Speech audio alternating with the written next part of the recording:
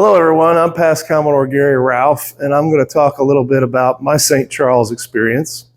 I had ordered my boat, a 44 North Pacific trawler, in November of 2018, and it was scheduled to arrive in March of 19, and I needed to find a place to put it. So I went to the Fort Myers Boat Show in November of 18, specifically to look for slips to put my boat in. And I came across this booth that says St. Charles Yacht Club, and it was an aerial picture of this marina here. And I paused and looked, and I thought to myself, I've never heard of St. Charles. So I asked the people, I said, where are y'all at? They said, we're in Iona. And I said, where's Iona? They said, it's on the way to Sanibel. And I said, do you have slips for rent? They said, yes. I said, you have slips for sale? They said, yes. And I wanted to learn, obviously, more about it. So they said, why don't you come to the yacht club tomorrow, have lunch with us, and look around, which I did. And this is our marina, and I'll give you a little bit of layout here. Here's the clubhouse, the yacht club. These are what we call A and B docks. These are floating docks for larger vessels. And then we have docks C and D, which are for our recreational vessels. As you can see, most of them are on a lift. And one unique feature about St. Charles is you're allowed to purchase your slip. A lot of yacht clubs do not allow you to purchase your slip. So I immediately thought that was appealing. And so came down and looked around, and the layout of our harbor is unique. As you can see, this is the river. This is the Caloosahatchee River here. We have a long channel that comes down from the river into the yacht basin. And these are what are called runways, these spaces between the docks. And you can see they're nice and wide, which allows for you to have plenty of room to pivot and move your boat as you go in and out. The harbor is very well protected. It's a natural hurricane hole, which means it only has one opening.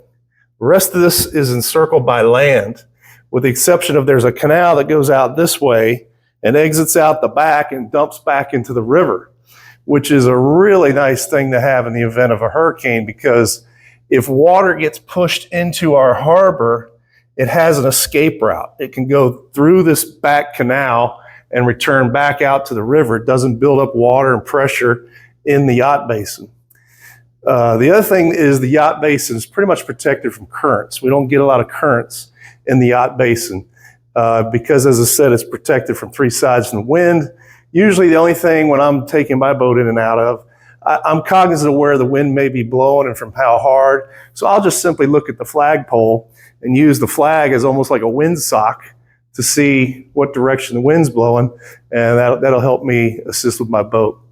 I have seen dolphins in the harbor, I've seen manatees in the harbor, and I've even seen an alligator in the harbor, as well as a crocodile.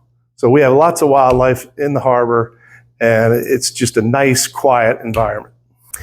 Okay, here's our yacht basin, and C and D docks are over here, B dock, A dock, and I am standing in front of our harbor master's office. The harbor master is responsible for making sure that transient boaters get docked properly in the right slip. He's here to assist any of the boaters with their docking needs, pump fuel, do pump outs, all those kinds of things. So let's take a look inside the harbor master's office. Our dock master's Andre. He's not here today. He's off today.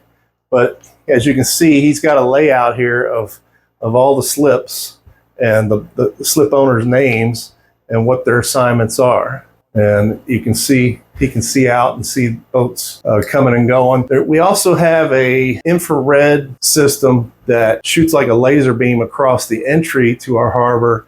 And anytime a boat crosses that, it emits a sound and it alerts our harbor master that a boat is either coming or going, so he knows to go out and greet them. Yacht basin is protected very well with 24-hour surveillance monitoring. This is a view of all the cameras on the docks, and so that can be kept track of. If any unwanted people should come into the yacht basin, we would have them on camera. All right, we're down on the fuel dock. Another neat feature of St. Charles is that our yacht club has not only fuel, but a pump out system. Believe it or not, a lot of the yacht clubs do not have that. But we offer both gasoline and diesel. And over here is the pump out system. So someone, should they need either one of these things, will just simply bring their boat over here, and Andre would assist with the pump out, of course, the fueling. So that's a unique feature of our yacht club. Also unique to our yacht club are these locations of fire extinguishers down on the docks and life rings. If there were ever a fire, this would flash, emit a sound. You can reach in here and get the fire extinguisher, and you can throw a life ring to somebody if they need it. Another safety feature on our docks are these ladders. Believe it or not, we have had a member fall into the yacht basin, and it's not easy to get back on your boat if you fall in the water. So we installed these ladders along the seawall all throughout the basin. So all someone would have to do is simply swim over here, lower the ladder, climb up and get out. These docks were built, I believe, in 2018 or 2017. Prior to that, they had wooden fixed docks at the yacht club, and the members saw the opportunity to improve the yacht basin by installing these floating docks. So these docks are made of aluminum and fiberglass, and they are mounted to these steel posts. And the way it works is, as the current storm surge rises or water rises, this will slide up this pole, and it's built high enough that during Ian, it was not a factor. The storm surge never took it as high as the top of this pole, so all our docks remained intact. We didn't lose a single boat during Hurricane Ian, and I think that almost every surrounding marina was destroyed by the storm surge because their pylons were not high enough, or they had fixed docks and the water went over the fixed docks and destroyed them.